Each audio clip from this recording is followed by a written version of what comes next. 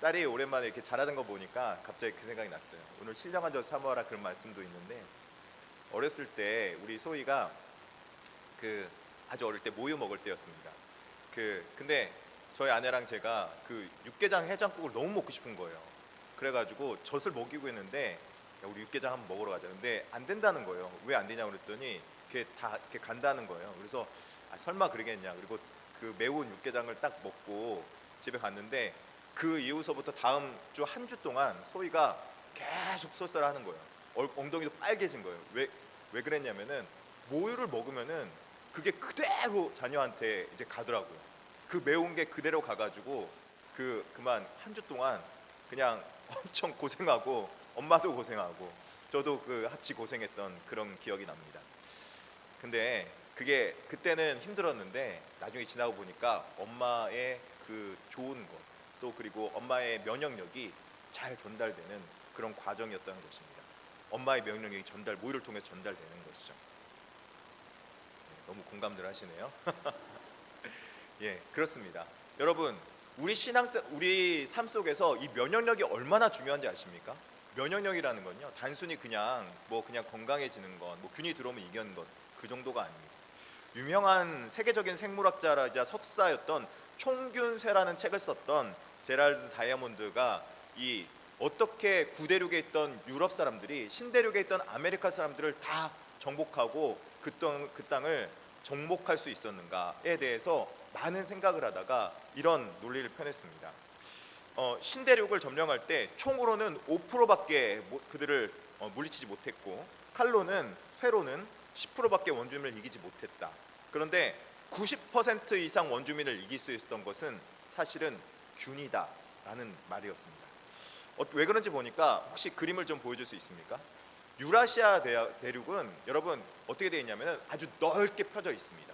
그래서 온대지방, 같은 기후를 가진 이 온대지방 사람들이 쫙 넓게 펴져 있어서 같은 기후대, 같은 식생대를 가지고 있기 때문에 이 사람들이 넓은 지역으로부터 오가면서 서로 이렇게 먹을 것도 같이 나누기도 하고 먹을 것 빼앗기도 하는 그런 삶을 살았습니다. 반면에 이 아메리카 대륙은요, 이 동쪽과 서쪽이 분명하게 갈려 있어요. 아메리카 대륙의 가운데는 모하비 사막이 한가운데 있고, 그래서 동쪽과 서쪽을 오가지 못하죠. 그리고 라틴 아메리카도 이 산맥이 있어서 서로 오가지 못합니다. 그러다 보니까 오가지를 못하니까 어떤 문제가 생긴지 아십니까? 유라시아 대륙 보여주세요. 전 사진. 예. 이렇게 돼 있으면요, 여러분 동서가 이렇게 왔다 갔다 할 수 있겠습니까? 없겠습니까? 당연히 왔다 갔다 할 수 있죠. 넓은 평지니까. 그 왔다 갔다 하면서 균들이 전파된 거예요. 근데 균이 전파되는 것이 문제가 아니라 균이 전파되니까 서로 균이 전파돼서 가지고 있는 자기가 있지 않은 면역력이 생기더라는 거예요. 그래서 처음에는 이 갇혀 있는 것이 안전하고 갇혀 있는 것이 온전한 줄 알았는데, 오히려 오가고 소통하고 많은 사람들이 오가다 보니까 이 서로 균들이 와서 균의 가운데 면역력이 생겨서 나중에 라틴 아메리카 지방을 정복할 때 오히려 전염병이 많은 사람들을 정복하고 많은 사람들을 물리치는 그런 일들이 벌어졌다고 합니다. 여러분, 근데 이게 단순하게 이런 문제만 있는 것이 아닙니다. 넘겨주세요. 말씀에도 보니까 우리 신앙에도 균들이 찾아올 때가 있습니다. 여러분, 균이 나쁜 겁니까? 좋은 겁니까? 잘 모르시겠습니까? 이렇게 설명했는데도 쉽게 설명해 드릴게요. 무균실에만 자라면은 그러면 건강할 수 있습니까? 무균실에만 있으면 건강한 것이 아니라, 무균실에 있으면요 오히려 보호되는 것 같지만 아무런 항체도 갖지 못하는 것입니다.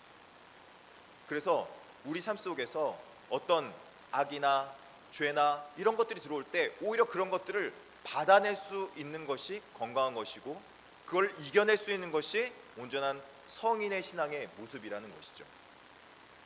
여러분, 오늘 본문에 믿는 자들에게 균이 찾아왔습니다. 균이 있더라는 것입니다. 2장 1절 한번 다 같이 한번 읽어볼까요? 2장 1절입니다. 시작.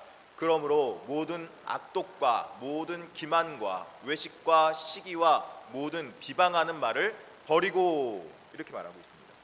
여러분, 신앙인에게 특별하게 1장에서 분명히 제가 거듭난 신앙에서 얘기했는데, 거듭난 신앙에 대고 악독함이 있습니까? 없습니까? 있을 수 있습니까? 없습니까? 들어올 수 있습니다.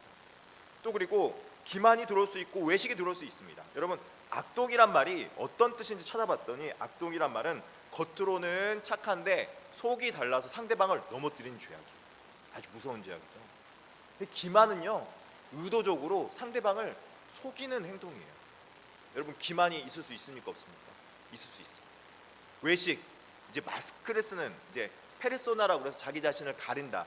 그 페르소나가 이 성품, 성격, 이제 그런 건 인격 이런 그런 뜻도 가지고 있지만 그 페르소나는요, 자기 자신을 가리는 거예요. 인격으로. 근데 자기 자신 마스크로 가리고 행동하지만 사실이 아닌 것을 사실인 척하는 외식하는 것이다. 그렇게 말하는 것이죠. 또 여러분, 시기와 비방은 말 안 해도 다 합니다. 뭐 질투하고 또 그리고 인격을 비방하는 살인 행위, 이런 것들이 있다는 거예요. 여러분, 이런 일들이 왜 있습니까? 이 지금 어디에다 말하고 있는데, 베드로가 지금 교회에 이야기하고 있는데 교회에도 이런 것들이 있기 때문에 이것을 버려라 라고 말하고 있는 거예요. 여러분, 왜 교회에 이런 일이 있을까요? 거듭난 신앙이 아닙니다. 예, 그럴 수 있습니다. 왜냐면요, 지금 베드로 사도가 쓰고 있는 이 교회는 아시아, 본도, 갑바도기냐, 비두니아, 갈라디아, 이 어려운 지역에 고난받으면서 흩어져 있는 성도들이 지금 모여 있는 교회인 거예요. 그러다 보니까, 흩어져 있다 보니까 세상에서 어려움 당하고 그 속에서 살아남으려고 하고 적자 생존의 삶 속에서 많이 그 생존의 법칙대로 살아가다 보니까 이런 죄악성들이 그 삶 속에서 있었고, 그 삶의 모습들이 교회로 그대로 들어오는 사람들이 많이 있었다라고 말하는 것입니다. 그런데 이 죄악성들이 들어오면은, 그러면은 교회는 세속화되고 넘어지고 지금 없어져야 되는데 교회가 있습니까? 없습니까? 교회는 지금도 존재합니다. 교회는 이 죄악성들에 대해서 이겨나갈 힘이 있었다는 것입니다. 죄를 물리칠 면역력이 있었다는 것입니다. 여러분, 이 면역력이 도대체 무엇입니까? 우리가 가지고 있는 이 면역력이 도대체 무엇입니까?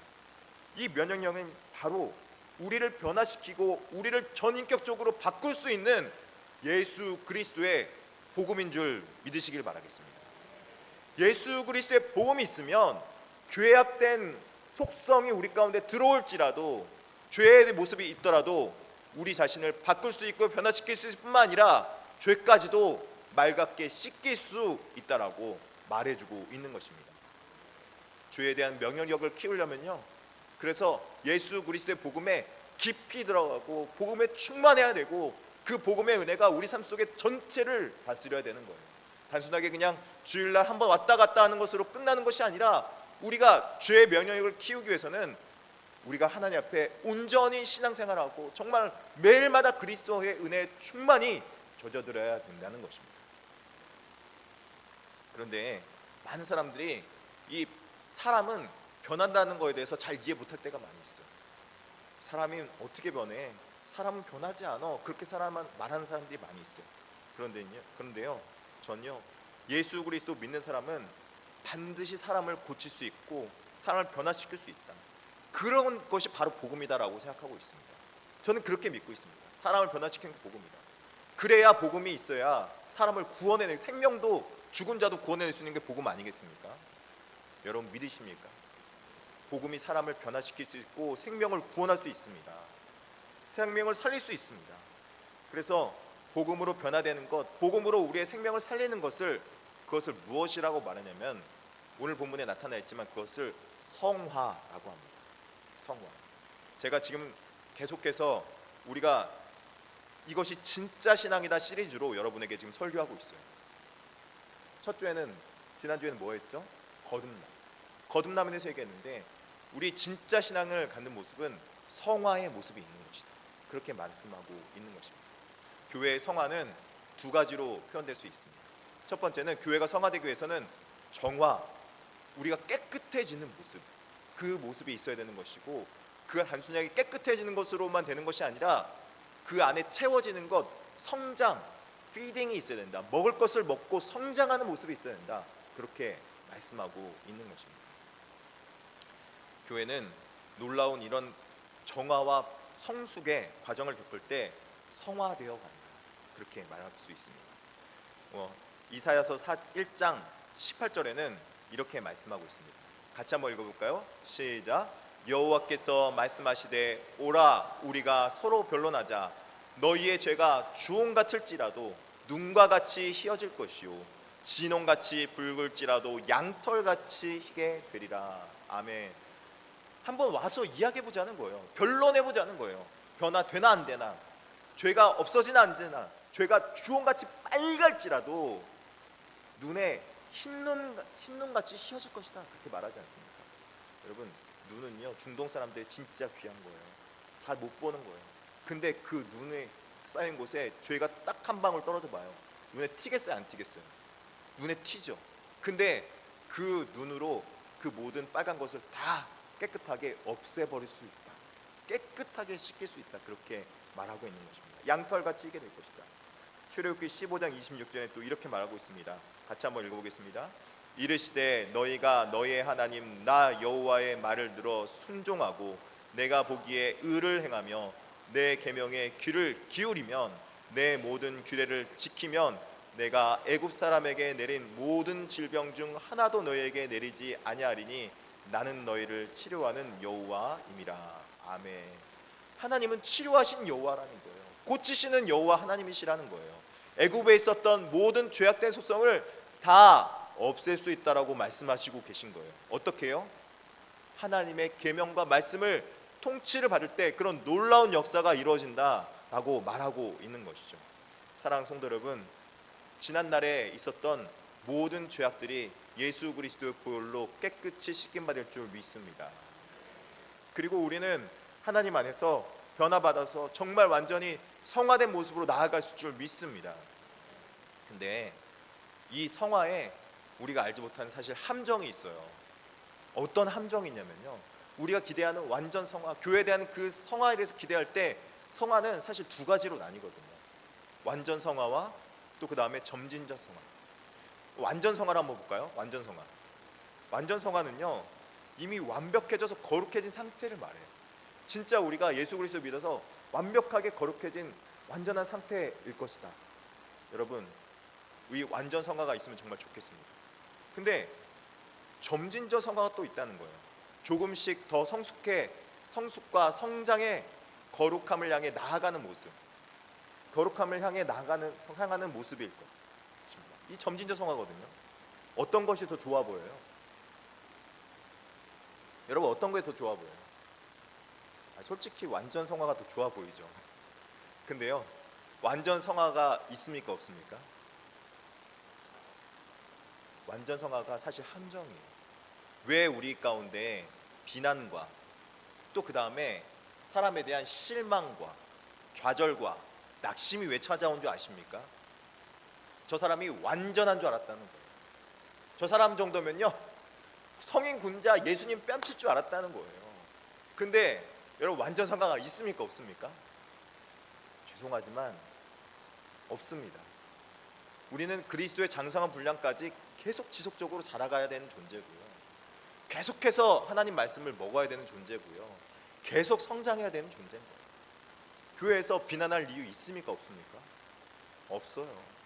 우리는 아직도 성장해가는 존재라는 거예요. 우리도 덜 자란 존재라는 거예요.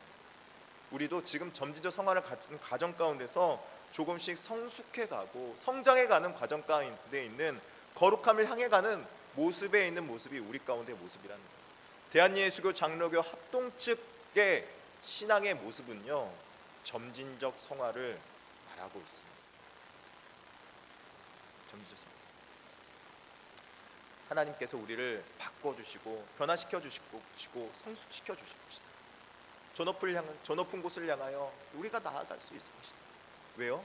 예수 그리스도와 함께 동행합니다. 예수 그리스도와 함께 나아갑니다. 심지어는 유학에도 이런 말이 나와요. 여러분, 일일신 우일신이라는 말 아십니까?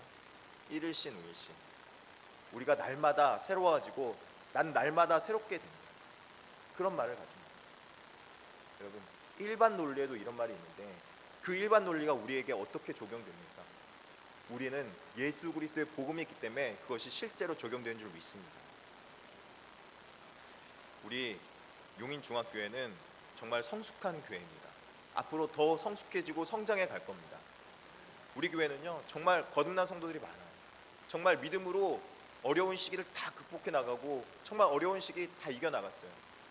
정말 수많은 어려움 가운데서 저 땅이 우리 교회로 편입되기까지 많은 어려움이 있었지만 하나님 은혜로 기도하고 버티고 견뎌내시면서 우리 장로님들과 권사님들과 집사님들이 정말 수고 많이 했습니다.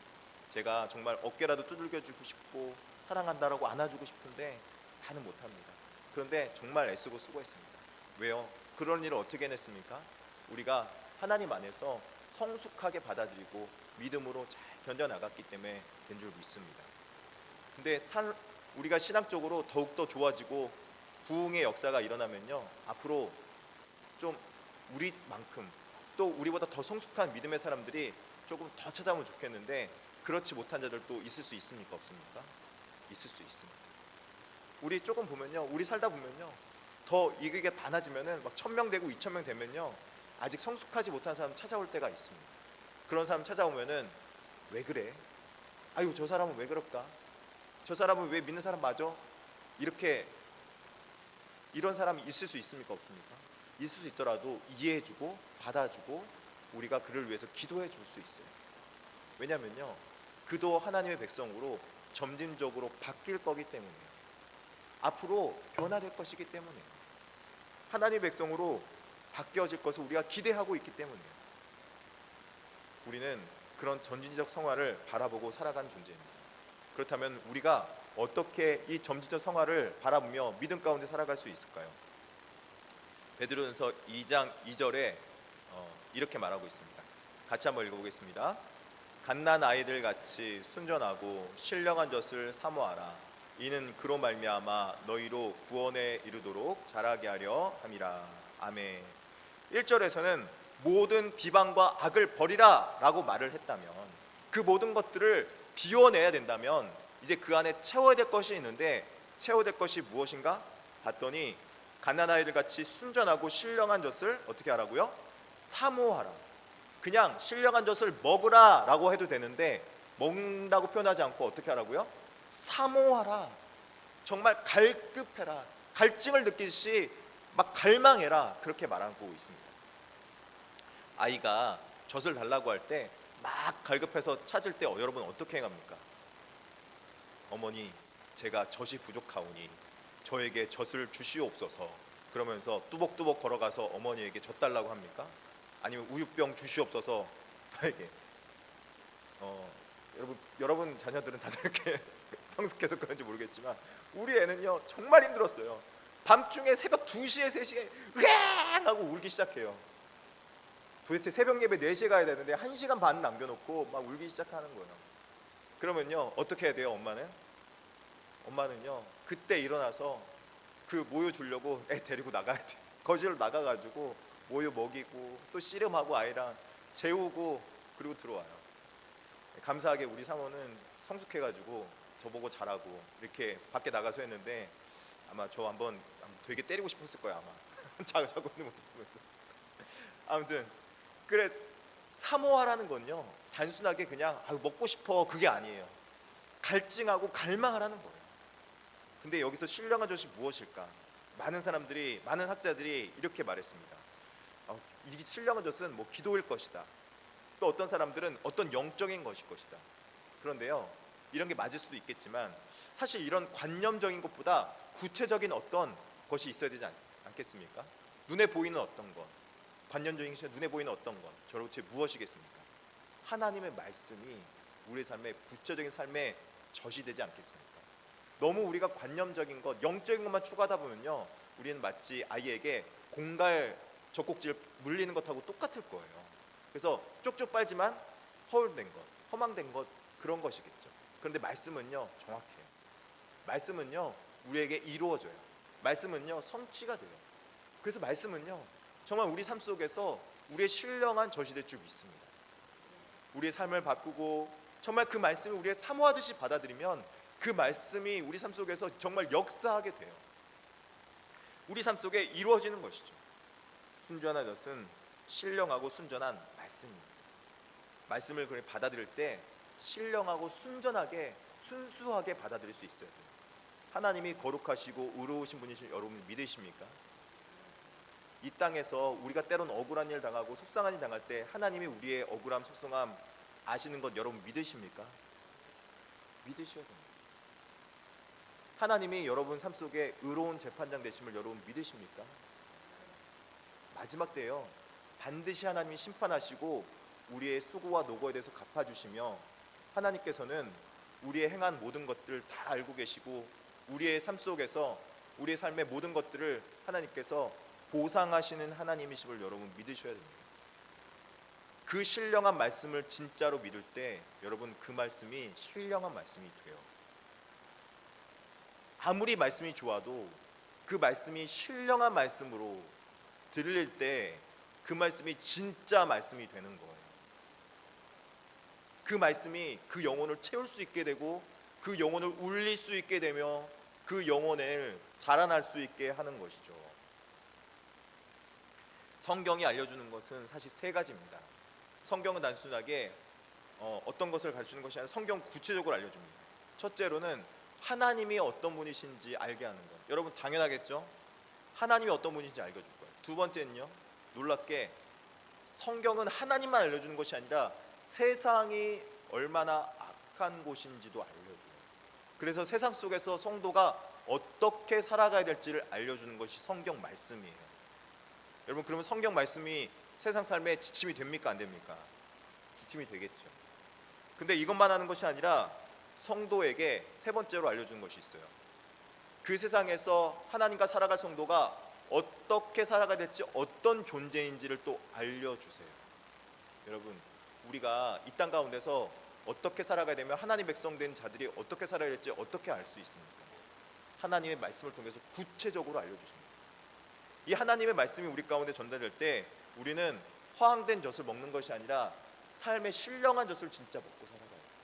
우리가 실제로 매 순간 매 때마다 하나님 앞에 이때 하나님 어떻게 됩니까? 라고 기도하면요, 말씀을 읽은 사람은요 말씀이 기억나고 생각이 나요. 그래서 그 말씀대로 우리가 어떻게 판단하고 어떻게 가야 될지를 깨달아 알 수 있게 해주는 거죠. 다툼이 났습니다. 여러분 다툼이 나면요, 내가 하나님 앞에 저 사람은 싸워서 꼭 이기리라, 세상의 법칙은 적자생존이에요. 저 사람이 없어져야 내가 이기는 거지만 성경 말씀의 법칙은 어떤 줄 아십니까? 성경 말씀은 함께 살아갈 수 있는 법칙을 알려줍니다. 그도 살고 나도 살고. 어떻게 해요? 복음을 전하고 내가 때로는 용서해주고 양보해주면서 내가 오히려 그도 살리고 나도 살아갑니다.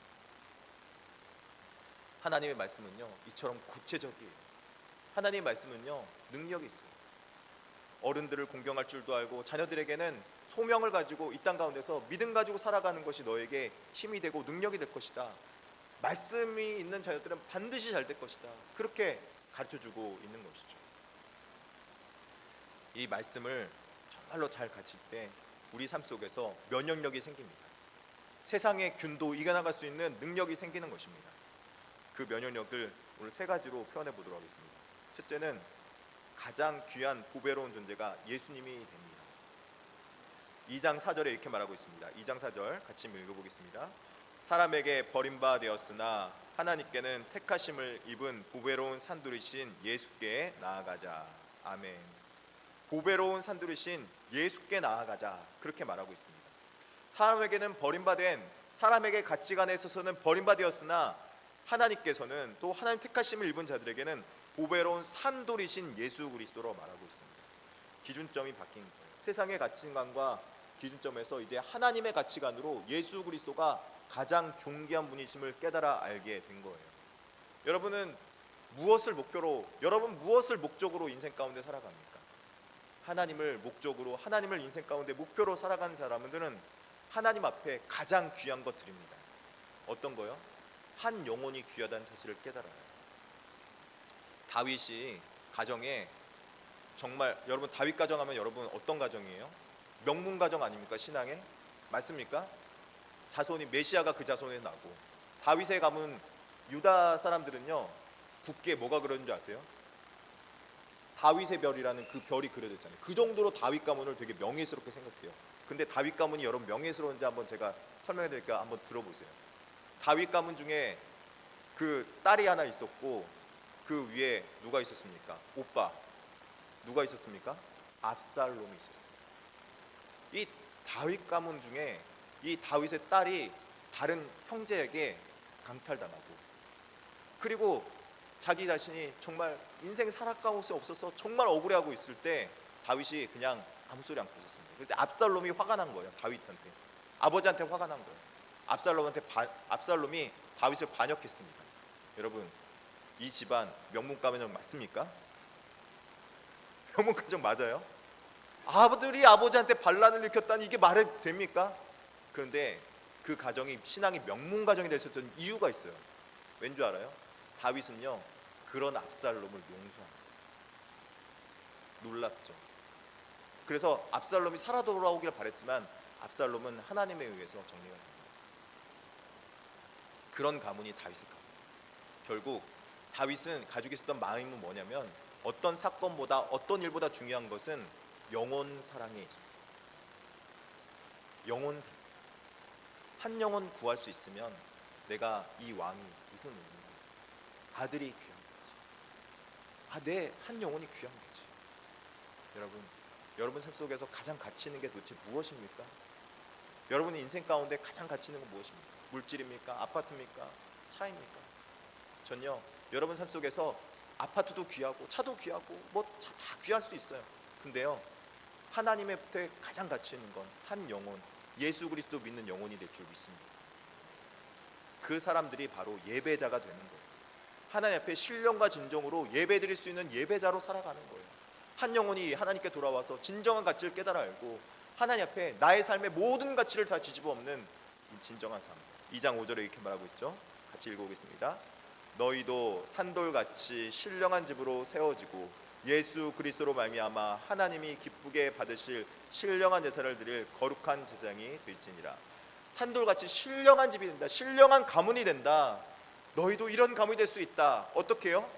하나님 앞에 진정 예배드림으로 그 제사 드리는 가문이 하나님 앞에 신령한 집으로 세워질 수 있다. 그렇게 말씀해주고 있는 것입니다.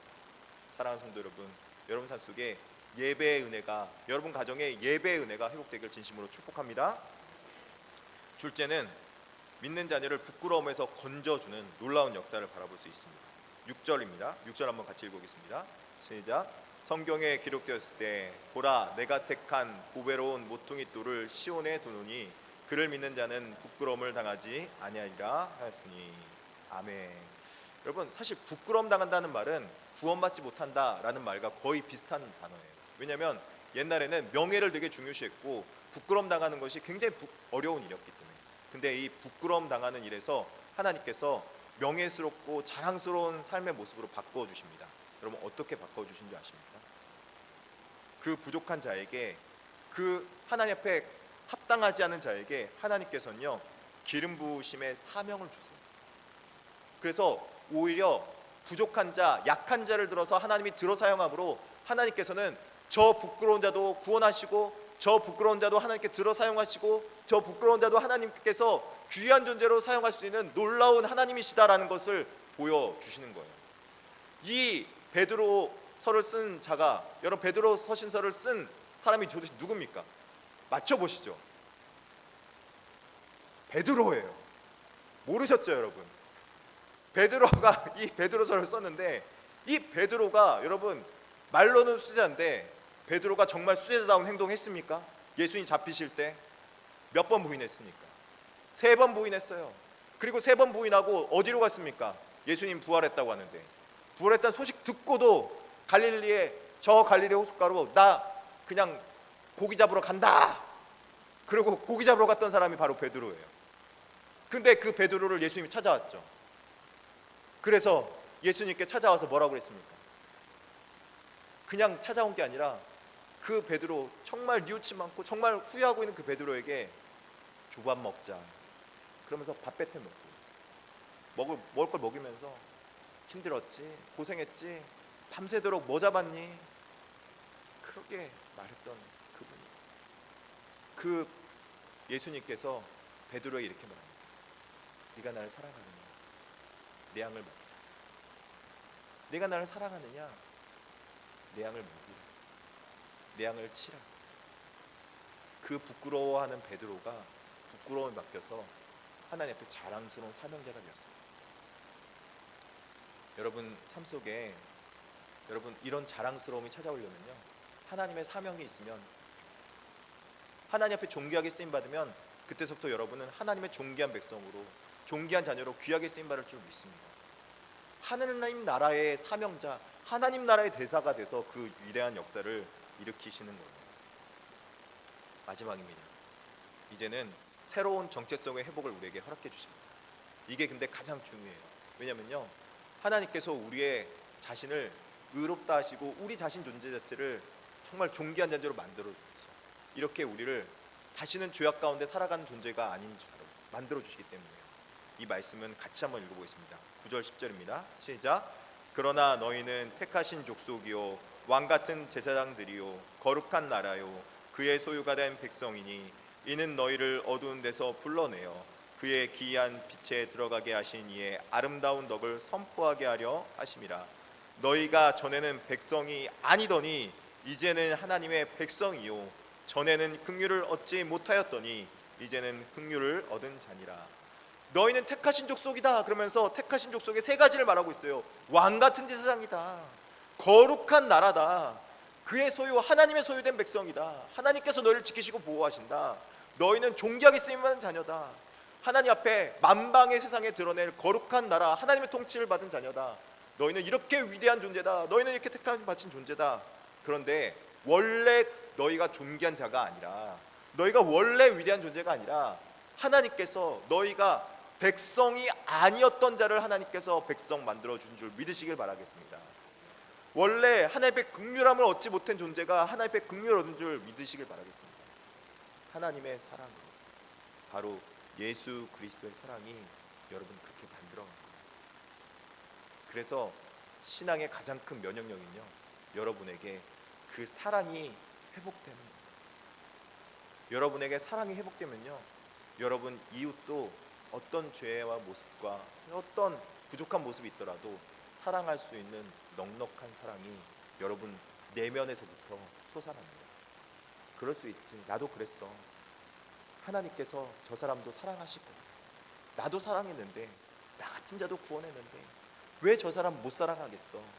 사랑할 수 있어. 여러분, 신앙의 명령력은 이 복음에서부터 나오는 것입니다. 이 진정한 영적인 은혜가 저와 여러분에게 충만히 넘쳐서 어떤 상황에서도 신앙의 강력한 면역력으로 죄와 싸워서 이길 수 있는 능력 있는 그리스도인들 되기를 진심으로 축복합니다. 기도하시겠습니다. 자비하시고 은혜로우신 하나님 아버지, 주님 감사합니다.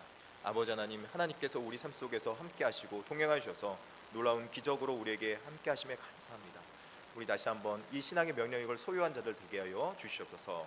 예수님의 이름으로 기도드립니다. 아멘.